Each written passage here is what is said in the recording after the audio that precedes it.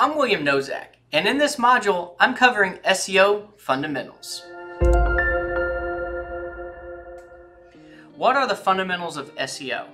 The point of search engine optimization is to drive relevant web traffic to a site.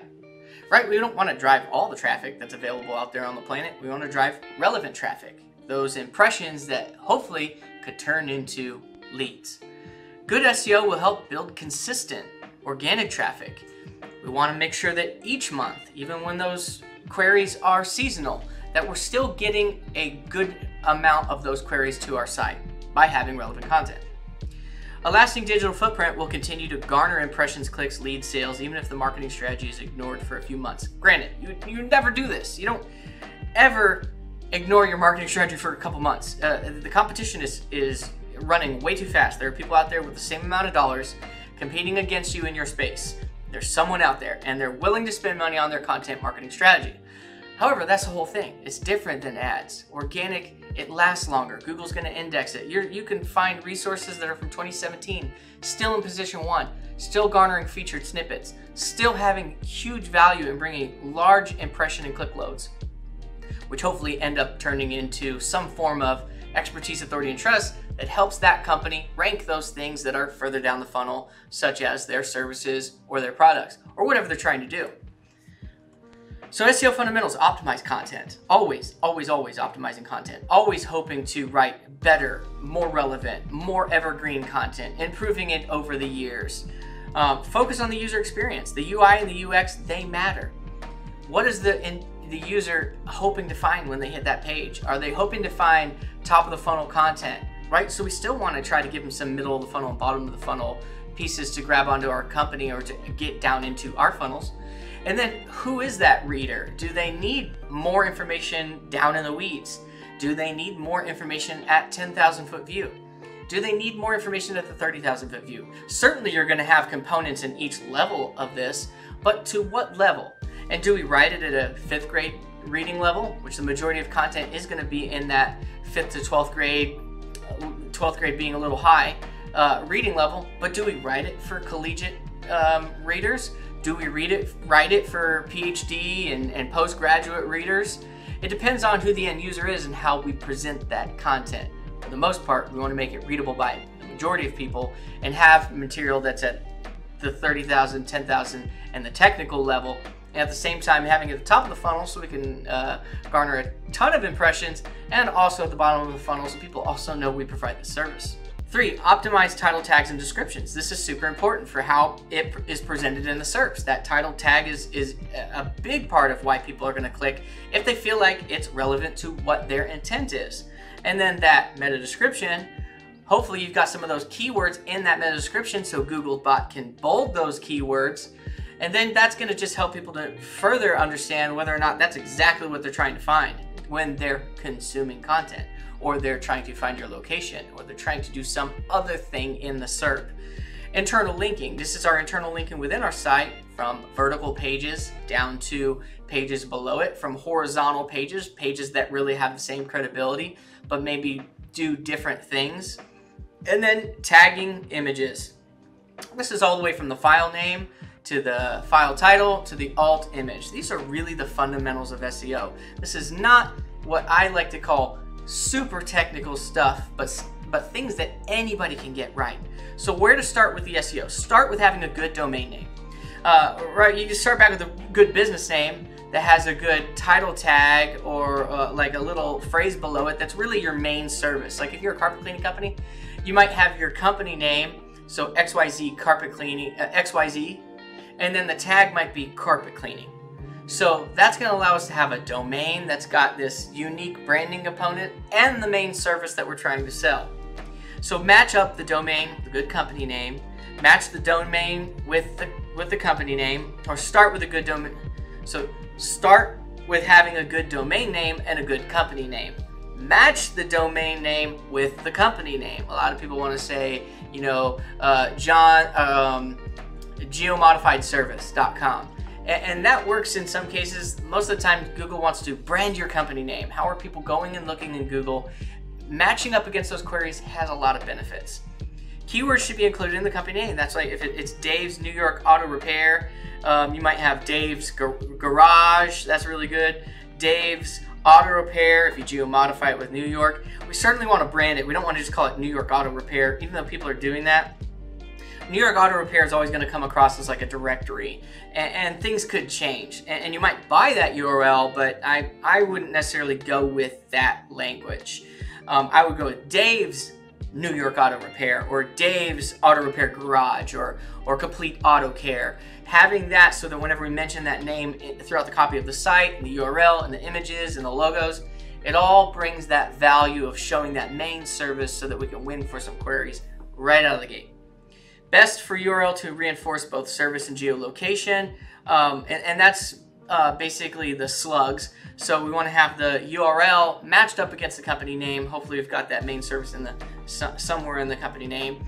And then when we work on the slugs, if you're a local company or a service company, really you're going to want to geo-modify those slugs. So target keywords when building page SEO. That's from the slug, the H1, the H2, meta descriptions, and the content, anchor text, strategies, images, additional pages. All of that matters. And then specific slugs, including keywords more valuable than generic descriptors. Like if I have a fender repair page, it might be better for me to say fender-repair-New York City. Because what is it for a local company to rank for fender repair? It has no value. Now if we geo-modify it, and we've got a lot of information there that people that are at the bottom of the funnel are looking for it, but maybe also people are trying to research if there's something they can do on their own, or if they really need a company, or if you actually do what they need. Having a page that kind of matches all of those queries, it's going to give you a lot of value in the SERPs. Versus just saying services or fender repair, which might just be too short tail. We might want to elongate that, make it more long tail, and have New York fender repair give you more value. Depending upon who you're competing with, if you want to rank for fender repair, clearly the page slug would be fender repair. Optimize content, and that would certainly not be a local located in one market. So you maybe would have a franchise that has a franchise page called fender repair, but then of course those location pages may have a location page, but then a New York City fender repair page. Completely different queries. Okay, so step one, optimize content. Content optimization is all about writing it. So first it starts with researching it. And so we have to research all the topics, all the subjects that consumers are searching for. And we're going to write it in such a way that it's informing the reader, matching up with their intent, and then also matching up in a way that the bots understand the HTML, CSS, the H1s all the way to H2s, and the content, so they understand really what we've written for, so that when the bot's trying to figure out the user's intent, it can match up our content, because it feels like, or it seems like that content matches. Over time, the bots will figure that out. If people come and they don't stay, and they just come and they bounce, or they don't drop further down the funnel, or really they don't find value there, well, Google will just push your page down the SERPs and look for something that provides more value to the end user. So great SEO content stays in scope. Whatever the scope of that page is, that's what the scope of the content is. And it's concise. We're not wordy because we're trying to hit 700 words or 1,000 words. We're writing in such a concise way that it's easy to read. So we want to be concise. We want to write in such a way that the bots, that we're not trying to hit this word volume and just write ridiculously. We want to write in such a way that gets to the user to the place they're going, but also is exhaustive. It's covering all the things within scope of that page. And that's why we don't write like we're writing a book, like we're reading pages and pages without titles. On a page, we're using H1 and H2s liberally. Like we want to use an H2 for a section so that people scan pages. They don't read the whole thing looking for one thing. They scan them. They look for your titles and then they read that section. So we really want to have those roadmaps everywhere on every page. And those H2s lining up with the H1s and the slug and the whole purpose of that page. And so we also want to include FAQs, relevant FAQs, so we can mark up the FAQs so that hopefully that we can gain some featured snippets out of those. And then it's top of the funnel, middle of the funnel, bottom of the funnel. What is the purpose of this page? We certainly want to always be pitching our service, right? If we're writing a page that really doesn't relate to the company, doesn't give us some authority and some presence that can hopefully one day turn into people buying from us, if not on that page, but on another search that they look for, and then they see us there again, they started to trust our content, who we are, and they eventually buy for us, then it really has no value or purpose on the website. So be focusing on things that are top of the funnel that are relevant to the users that we want eventually to purchase from us or do something that's an action that we think can provide value to our company, or we can provide that client with value, and they in turn give us what we are needing in return, usually dollars. And so middle of the funnel, right? Who are the players that I need to buy from, or who are the ones that provide this in such a way that matches up with my company's needs? And then bottom of the funnel, that's just you being there. That's you being in the ads when we know the BOFU's terms, that we're there in the ads and we're in the local map when we're a local or service company, or we have a brick and mortar location, or they can find us when they're trying to buy from us, if it's an e-commerce website or some type of SaaS solution, or just generally you can provide your service to people anywhere in the country or in the world. So we also want to be willing to put information from the technical all the way to the 10,000 foot view and the 30,000 foot view, and it provides those readers value. That's why we can't just have 5 writers write our content. They're not going to write it right anyway. And that's when you're always doing the research up front, writing the content, proofing the content, publishing the content, having someone add schema markup and images and internal links to that content. It's an ever evolving process. There's many steps along the way to have really optimized content, because there are more and more things you can do. Having a section of related blogs, linking out to content that you write next month. You've got to go back to the pages that are already on your site and link to them. You're also linking to the ones that exist, depending upon the hierarchy, where we're going to link in the body of the content. Somewhere in the first paragraph might tell us that there's another resource that's more authoritative on our site. And then we might link with our anchor text to other pages that are about similar things that really don't belong on this page, but you know these readers may also find value in those. And so we would link to those horizontal resources. So focus on the user experience. The UX matters. Beauty actually matters. And keyword density, we don't want to blow it out of the water. In some cases, you're writing short content and the keyword density can be high, and we're writing really long content, the keyword density can kind of fall a little. But you want to look at this in aggregate, so you're not just using the same word over and over again, you're using a keyword cloud. You're using synonyms. You're using the semantics of the space. If I'm talking about golf clubs, you're going to find the word sticks, 9 irons, clubs, other words that really are kind of in that same keyword dense, that cloud. And that's why a tool like BuzzSumo is really good, because it shows you a keyword cloud. And you can see all the other words that really are kind of around that. A tool like Ahrefs, it's going to show you a keyword, but then it's going to show you all the other words these top pages also rank for, and related terms. So we can weave that language throughout the site so it doesn't feel like we're trying to just stuff this keyword over and over again. We also could go to the image vertical engine in Google and look at those category tags and see those things, and that would help us structure our content. You can also go to Google and search for the word and look what words are bolded in the SERPs. That's going to help us to know what language to use. Right, so the user experience is of utmost importance. Page load times. Be pinging those pages, see how many calls there are, see what the image sizes are, see what the page load time is. The call to actions, are they hard to find? Are they easy to use? Do they drop you down the funnel and make it where we can retarget these cold leads and these warm leads? It doesn't make sense where the client is slowly getting down our funnels to turn into a potential client. Sentence structure matters. Style of writing matters. The difficulty of the content and the readability all matter. Section headers, appropriate images, internal and external links, author bios, these are all pieces of the user experience that's really going to bring value to the end user and bring us more credibility.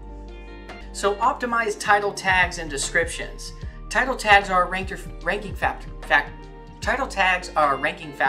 for SERPs. While meta descriptions can help with the click-through rate, these title tags really do matter. So we want to match them as closely to the keyword in a phrase. We don't just want to have the keyword. We want to really use that position 1 in that title tag to really be that top keyword that we think is going to bring us the traffic that has value to us. and you're going to be modifying these over time, and there is size restrictions. I certainly always usually go over those size restrictions because bots still crawl them, and it brings value to the SEO. Also, it really depends how it presents in the viewports, from a phone to a desktop and a tablet. And so we're looking at those things to make sure that what we think is going to bring traffic is presented in a good way. But you're looking up in Google Search Console to see if that keyword and that meta title are actually the traffic sources that are bringing us valuable traffic. So we look at those impression and click-through rates in Search Console, but we also track down that information in Google Analytics, because we connected Google Search Console to Google Analytics, and now we can take a look and see people that come in on those queries, what exactly are they doing, where are they going, and is this the right type of traffic? Internal links are super important. In fact, the bots really look at them in many ways as an external link, which can be a little bit harder to gain. So if we have a really robust and purposeful internal linking structure, it's going to bring a lot of value to pages that maybe will never get external links. And so we want to internally link to the pages that are most important on the site. Certainly those want to have the most links. There's all kinds of indexes that show you how many internal links these certain pages have, or how much page authority they have. Like SiteLiner is a great tool to show you what are the most internally linked to pages on your site.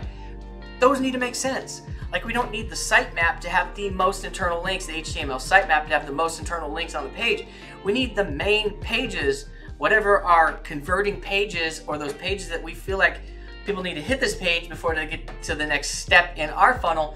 They need to have the most page power. We certainly want to have an internal linking structure that gets people to content. We don't want people to have to hit on our blog next, next, next, next, 3, 4, 5, 10, 20 times. That's why you need to pay attention to your site depth, or your content depth, or how many clicks away from 0 is it, right? If the homepage is 0, then the next click is 1. And if I have to hit next on a blog, that's 2 clicks away. That's 3 levels away, 4 levels away. This is too far for a bot. Maybe you're a news source, maybe you manage a news site, that makes sense, and that's okay. And that's why we really want to write more content and internally link to those old resources. So now it's homepage, blog, new resource, or homepage, new blog, or blog roll, new blog, and it now links to those related topics in the body and related article sections.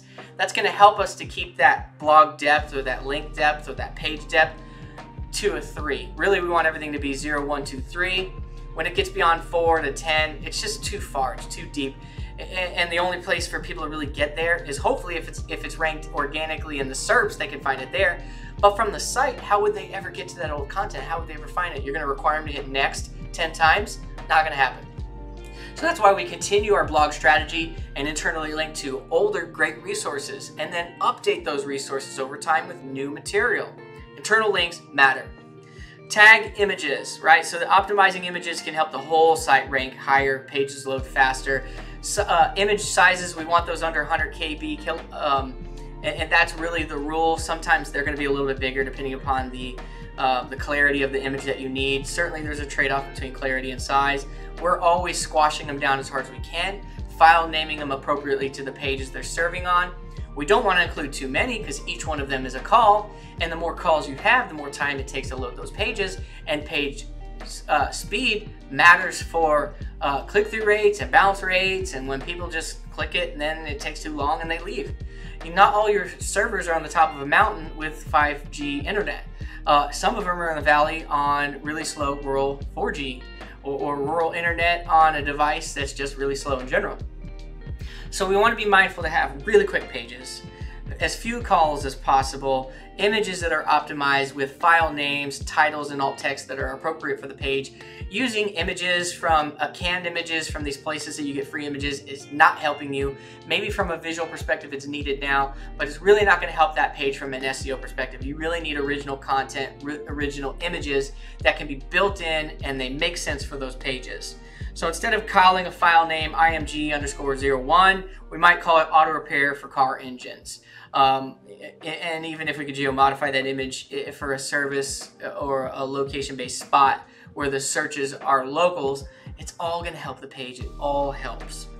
So those are the SEO fundamentals. I could talk about fundamentals for days. Love SEO fundamentals. If If you need to go back and watch that, go back now. If not, I'll see you in the next module.